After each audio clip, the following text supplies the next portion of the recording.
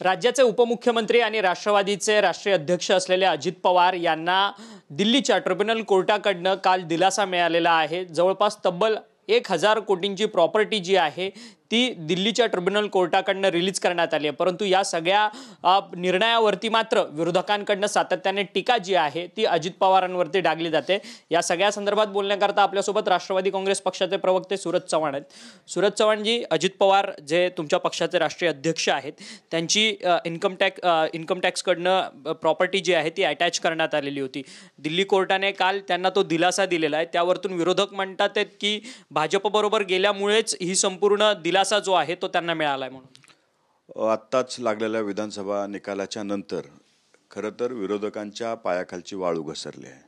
त्यांना काय बोलावं कसं बोलावं याचं भान राहिलेलं नाहीये। म्हणून कदाचित त्यांना जो हादसा झालेला आहे, त्यांच्यासोबत जी घटना घडलेली आहे त्याच्यातून ते सावरले नाही, त्याच्यातनं दिसून येते। कारण अजितदादाला जो दिलासा दिलेला आहे तो न्यायालयाने दिलेला आहे।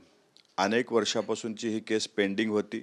केस पेंडिंग असल्याच्या नंतर न्यायालयीन प्रक्रिया पार पाडली आणि न्यायालयीन प्रक्रिया पार पडल्याच्या नंतर 5 नोव्हेंबर रोजी या केसचा निकाल लागला। फक्त ऑर्डर काल अपलोड झालेली आहे त्या साईटवरती, परंतु हा निकाल 5 नोव्हेंबरला लागलेला आहे। आता विरोधकांना बोलायला काहीच नसल्यामुळं आणि अजितदादा हे सॉफ्ट टार्गेट आहेत, अजितदादावर बोलल्यावर बातमी होते, म्हणून हे विरोधक आज अजितदादावरती टीका करतायत। कारण हे जे आमच्यावरती टीका करतायत काही दिवसापूर्वी आमच्या सोबत होते, आम्ही त्यांच्यासाठी त्यावेळेस चांगले होतो, परंतु आज आम्ही भारतीय जनता पार्टीच्या सोबत गेलो म्हणून आज त्यांना आम्ही वाईट वाटतोय। परंतु अजितदादाला जी क्लीन चिट भेटलेली आहे किंवा अजितदादाच्या प्रॉपर्टीची बंदी उठवली गेलेली आहे, ही बंदी न्यायालयाने उठवली आहे आणि विरोधकांना न्यायालयावर पण विश्वास राहिलेला नाही का, हा प्रश्न आम्हाला त्यांना विचारायचा आहे। खरं तर सातत्याने विरोधक तर प्रश्न उचलतात आहेत, परंतु अंजली दमानिया ज्या सामाजिक कार्यकर्त्या आहेत त्या देखील सातत्याने ट्विटरवरतून प्रश्न उपस्थित करतात आहेत की भाजप बरोबर जा आणि 1000 कोटी रुपयांची मालमत्ता जी आहे ती क्लीन चिट करून घ्या, अशा पद्धतीच्या आशयाचं ट्विट जे आहे त्यांनी ट्विट केलेलं आहे। पहिली गोष्ट माझी तुम्हाला नम्र विनंती आहे, त्या बाईला तुम्ही सामाजिक कार्यकर्त्या म्हणणं बंद करा, किंवा जर तुम्ही त्यांना म्हणत असाल तर त्यांचं सामाजिक कार्य महाराष्ट्रातल्या जनतेला दाखवा। फक्त आरोप करणे, आरोपातून आपलं माया गोळा करणे आणि त्याच्यावरती बोलत राहणे ही त्यांची आत्तापर्यंतची हिस्ट्री आहे।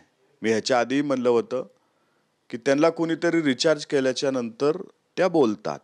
कदाचित आज अजून कुणीतरी रिचार्ज केला असेल। आता हा टॉक टाईम किती दिवसाचा आहे हे आम्हाला पाहावं लागेल।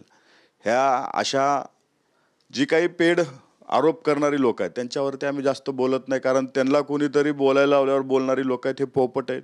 त्याच्यामुळं त्यांनी काय म्हणल्या ह्याच्या आमच्यासाठी ते महत्त्वाचं नाही, कारण त्या काही सामाजिक कार्यकर्त्या नाहीत। त्याचं कारण त्या अजितदादावरती टीका ही प्रसिद्धी मिळवण्यासाठी, राष्ट्रवादी काँग्रेस वरती टीका ही फक्त प्रसिद्धी मिळवण्यासाठी करतात आणि त्यांचा इतिहास आतापर्यंत तसाच राहिलेला। परंतु तुम्ही सातत्यानं अजित पवारांवरती त्यांनी टीका केल्यानंतर तुम्ही सातत्यानं म्हणतात की त्यांना कोणीतरी बोलायला लावतंय, मग त्यांना बोलायला कोण लावतंय त्याच्या मागचा तुम्ही काही शोध घेतलेला आहे का? कारण की सातत्याने तुम्ही म्हणता की त्यांच्या पाठी बोलवता धनी आहे म्हणून। त्यांचा शोधही घेतलेला आहे, ती नावही आम्हाला माहीत आहेत। मी मागेही आपल्याला म्हणलं होतं, एका वकिलाच्या, अग्रवाल नामक वकिलाच्या माध्यमातून त्यांच्या बऱ्याचशा गोष्टी सेटल झालेल्या आहेत आणि त्याच्या आधारावरती त्या बोलत असतात। आता ही लोक कोण आहेत, कुठे यांची सेटलमेंट झाली आहे ह्याची पूर्ण माहिती माझ्याकडे ती आहे। ते माझ्यावरती केस करणार होत्या, मी त्यांचे बरेच आता डॉक्युमेंट्स काढून ठेवलेले आहेत। कधी जर त्या आल्या तर त्याचं उत्तर मी त्यांना मात्र व्यवस्थित देईन। इतके दिवस आम्हाला लोकांची कामं करायची होती, अजूनही आम्हाला लोकांची चांगली कामं करायची आहेत। आमच्याकडे वेळ ही लोकांचे प्रश्न असलेले सोडवण्यासाठी आम्ही जास्तीत जास्त वेळ देतो।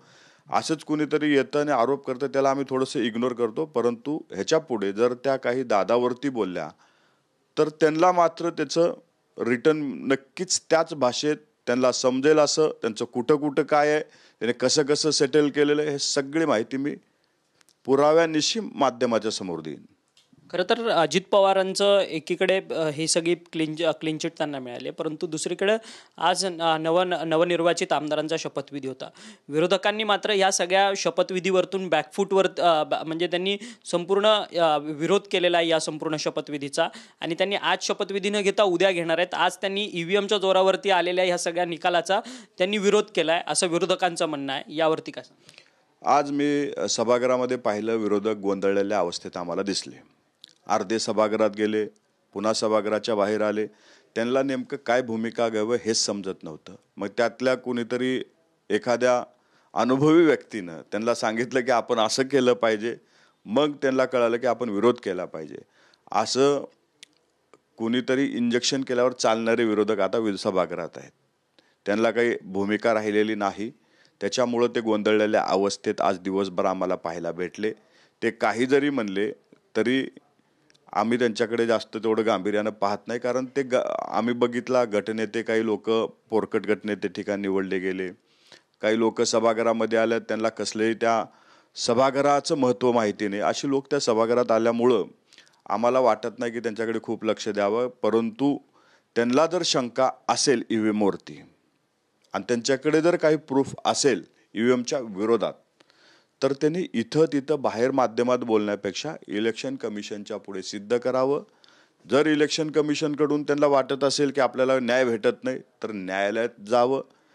कुठं त्यांनी आरोप करायचं म्हणजे त्यांनी कुठं त्यांना समजा न्याय भेटेल तिथं त्यांनी जावं. परंतु सिद्ध काहीच करायचं नाही, फक्त आरोप करायचे, ही त्यांची भूमिका राहिलेली आहे. विरोधकांच्या आता त्यांना काय बोलावं, कसं बोलावं हे त्यांच्यापाशी काही नसल्यामुळं आत्ताच्या पराभवाचं खापर कुणावर तरी फोडायचं म्हणून EVMवरती ते खापर फोडत आहेत.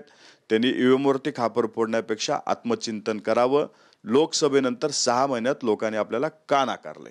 धन्यवाद, तुम्ही आमच्याशी बातचीत केली. हे होते सूरज चव्हाण, जे राष्ट्रवादी काँग्रेस पक्षाचे प्रवक्ते आहेत. खरं तर अजित पवार यांच्यावरती जे आता इन्कम टॅक्सच्या संपूर्ण रिलीफवरती टीका करतात आहेत, त्यांच्यावरती त्यांनी तोफ डागली आहे की म्हणजे विरोधकांनी अजित पवारांवरती टीका न करता त्यांचं कुठे काम आहे त्या सगळ्या संदर्भात माहिती द्यावी. त्याचसोबतच अंजली दामानिया यांना थेट रोकटोक त्यांनी उत्तर दिले की अंजली दामानिया ह्या कशा पद्धतीने काम करतात आणि कोणाकोणाला वेटीस धरून काम करतात या सगळ्या संदर्भाची सुपूर्ण माहिती माझ्याकडे आहे. त्यामुळे त्या जर माझ्यावरती जर गुन्हा त्यांनी म्हणजे केस दाखल करणार होत्या, त्या केस दाखल करत असतील तर मी ते सगळे पुरावे जे आहेत ते बाहेर आणणार, असं देखील जो एक इशारा आहे तो सूरज चव्हाण यांनी आपल्याशी बोलताना त्यांना दिलेला आहे. व्हिडिओ जर्नलिस्ट मोहन दुबेसह अक्षय मंकणी, TV9 मराठी, मुंबई.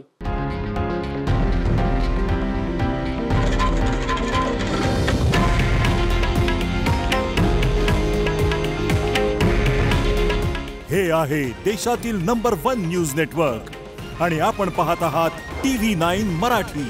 काळजी तुमची, हित महाराष्ट्राचं.